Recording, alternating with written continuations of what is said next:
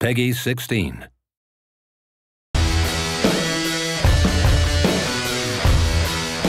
In the next 48 hours, game developer Monolith and parent company Warner Bros. Interactive Entertainment hope to gain new insight into a top-secret, unannounced console-based MOBA game that is entering the final stages of development.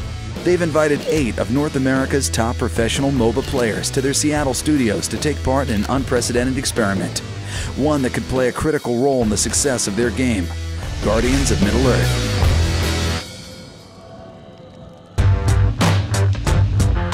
We're really excited to show you the game today.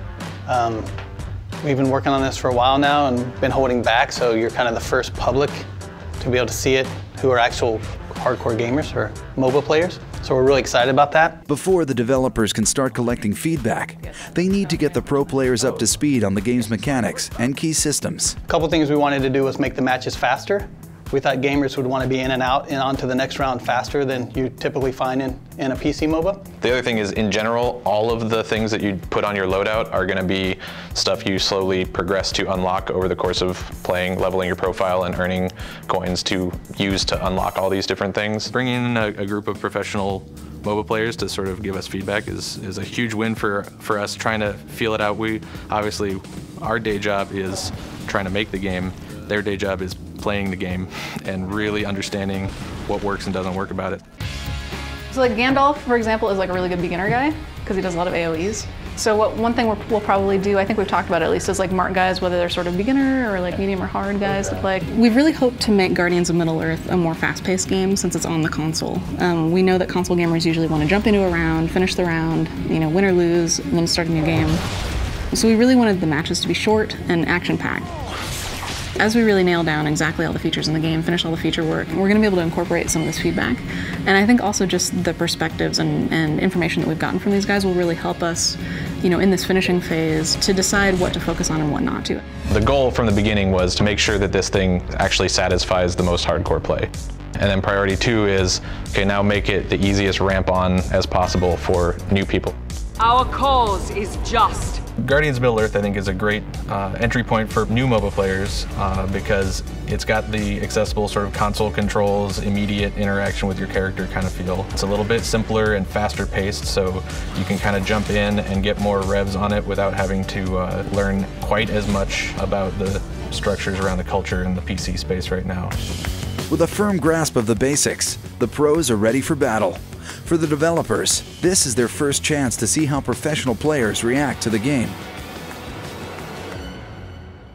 Right bumper? Right there, what does that mean? So you've leveled up, so hold it down. I was never going straight for professional gaming. When I started, it was just a passion. I really liked playing competitively, and I just liked trying to win. So we did the intro this morning, got a bunch of feedback from you guys already, just digging into the menus and everything. So finally gonna actually start a 5-on-5 match. You actually play against each other, or at least the 8 pros, and then we'll have 2 of the developers in the last couple slots here. So now you have 1 minute to do your loadouts, if you haven't already set them up. But right now they're trying to defend, their tower is actually being pushed a little already. But they have 2 Guardians in the bottom lane trying to push back. He's about to kill Legolas. He did. He finished Legolas. The biggest surprise of the day so far is how quick they adapt to the controls. Sauron's fun because he has like a dash that also stealths him, so you can dash behind enemy lines and stealth and then knock guys back into your tower, which is really awesome. It's been fun to really pick out those things that I think that fans of the lore are going to recognize, but also I think gamers will recognize how much depth there is behind each of these characters. The developers are working towards a balanced game where no one player has a distinct advantage and matches end around a sweet spot of 15 minutes. But the players are finding that not all Guardians are created equal, and matches last twice as long as expected. Oh, now you're going to prolong it because you're actually going to kill all of them, huh? Oh my god. That was close. Oh that was my close. god. I think I just 1v5'd them and then killed everybody. I started playing games, well, I wouldn't say professionally, but I started playing games a lot as an escape from reality, I guess, and now it is the reality, so I'm quite happy with that.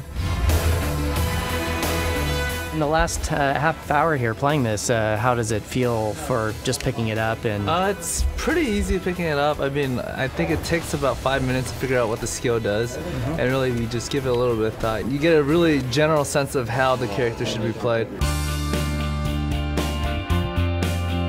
I think the biggest struggle for me was like trying to figure out how to use my ultimate as a melee squishy DPS that also has a melee ultimate, where I'm like, oh man, it's AoE, I want to hit as many people as I'm dead. It was fun though. Like, if I actually got into range of 5 people and they didn't instantly kill me, then I could deal damage. As the clock winds down on day 1, players meet with the developers to discuss the matches and their recommendations for making the game more balanced and fun to play. It feels like a little too snowbally.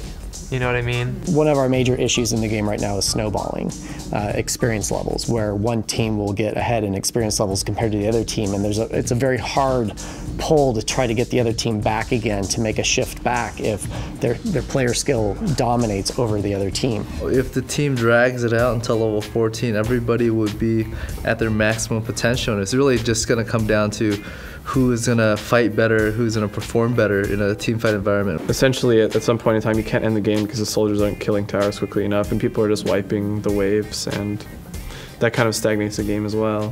While the players are treated to a team dinner, a dedicated group of developers stays behind to work into the night, implementing the players' suggestions. The team at Monolith only has one chance to impress the pro gamers with a fast turnaround. As the game's delivery deadline looms, the players will have one more day to play Guardians of Middle-earth, test the changes, and offer a final assessment.